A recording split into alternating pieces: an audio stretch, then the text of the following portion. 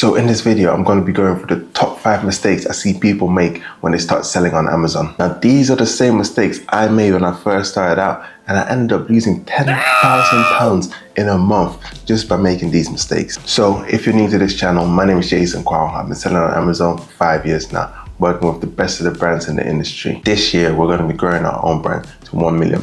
So subscribe to this channel to watch the journey as it unfolds. Mistake number 1 I see sellers make a lot on Amazon. They come into this game thinking it's easy money, it's quick money, and then they come in and they get a shock that they weren't expecting. Just like anything in business, there's going to be challenges. There's going to be ups and downs. There's going to be highs and lows. So you got to be prepared to ride both of these waves equally. So let's say, for example, Q4 is one of the biggest and best periods on Amazon. Christmas time, when people are shopping, doing gifting, etc. Now, this is a great opportunity for you to go ahead and do maximum volume on your products that you're shipping into Amazon. So if you've been shipping in smaller shipments, you're running out of stock each time, or you're shipping in massive shipments and the shipments are just sitting in Amazon for time, Amazon's not going to give you the inventory space you need in order for you to get maximum profits in Q4. Mistake number 2 that I made as a seller. So when I was selling on Amazon, the reason I ended up using 10K is because I started making money quickly and easily on Amazon. Because this happened, I thought Amazon FBA is so easy.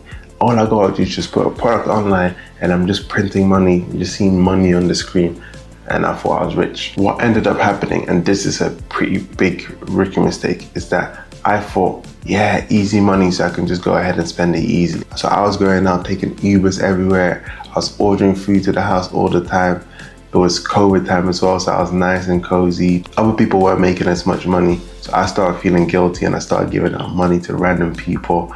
As they say, hindsight is always 20/20. So one thing I would have changed is, yes, when you make money, go ahead and spend some of that money, but also prioritize your restock, which is one of the biggest aspects of any business, especially when your business is growing.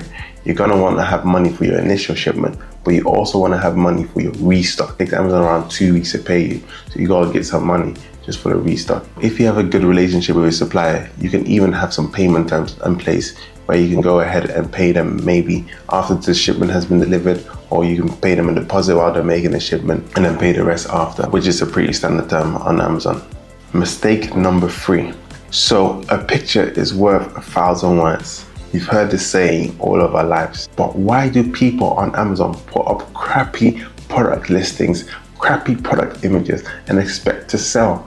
You've got competitors in the marketplace that are hungry, that want your market share, that don't want you to grow. You have to come into this game with the best of the best, the creme de la creme. Understood?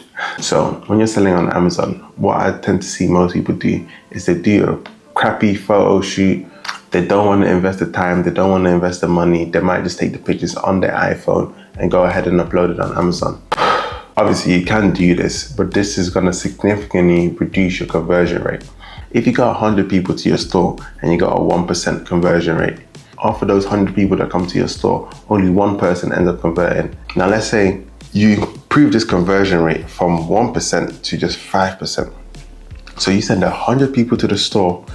Out of the 100 people, 5 of them buy, and that is just an improvement of 4% on your conversion rate. So having your conversion rate high is vital to selling on Amazon. Amazon also has videos available. So if you have videos available on Amazon, go ahead and use them. And then video advertising is a new strategy that I'm noticing work really well on Amazon recently. Mistake number 4, SEO and keywords. Oh my God. SEO and keywords is one of the most important factors when it comes to selling on Amazon.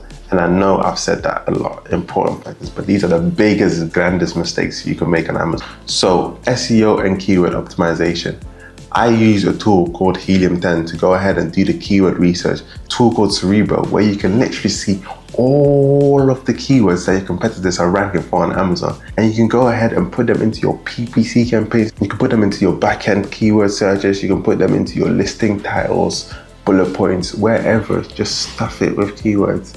Obviously, make it read good as well, so your listing is nice and professional. What ends up happening is that now if a consumer comes and buys your product, Amazon is bumping up your product, giving you organic ranking, especially if you got a PPC ad for that keyword specifically. So let's say you got hair care for men.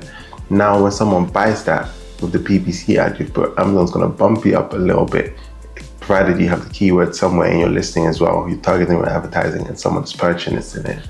So that way, the money that you're initially spending on PPC, you're going to be gaining back from once you get your organic rankings. And organic rankings are literally just free sales. So people just literally go on Google, they're already searching for your name, or they go on Amazon, they're just searching for the keyword and your product comes up and you get that sale without having to spend any money on advertising.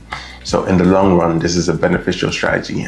At the start, it's going to be a bit difficult for you to climb and gain those organic rankings, but it's all part of the game. Talking about Cerebro, I literally made a video of how you can get the best high-selling keywords on Amazon. Be sure to watch that. And then if you want a subscription to Helium 10, go ahead and use my code so you can get 20% off on Helium 10 for the first few months, or you can get 10% off for lifetime on Helium 10. And if you're lucky and you're watching this video in April, you can get 35% as a special promotion that they're doing currently. Mistake number 5. There's a season for sowing and there's a season for reaping. Don't expect to reap when it's time for you to sow. What do I mean by this? So when it comes to Amazon, there's so many different factors for you to go ahead and consider. At the beginning stages, it's your sowing stages. So in your sowing stages, you're going to be planting the seeds. You're going to be watering the seeds. You're going to be putting your listing on Amazon. You're going to be sending traffic to it. And then initially, you're not going to see much growth. You're not going to see much traction. What happens during this stage is that a lot of people are actually going to give up because they're thinking, I've sowed, where is my reaping season? When can I get all the benefits from all the work that I've put in? People tend to quit during this sowing season. But what I've seen the best of the best brands do on Amazon is when it comes to sowing, they plant so many seeds, they water it every single day, they're checking it. Oh, they're not digging up the seeds to check it, of course, but they're checking the PPC metrics, they're checking the conversion rate, they're checking how much traffic is going to the listings on Amazon, the ROAS. Every single metric that is important is being checked and tracked on a daily, weekly basis.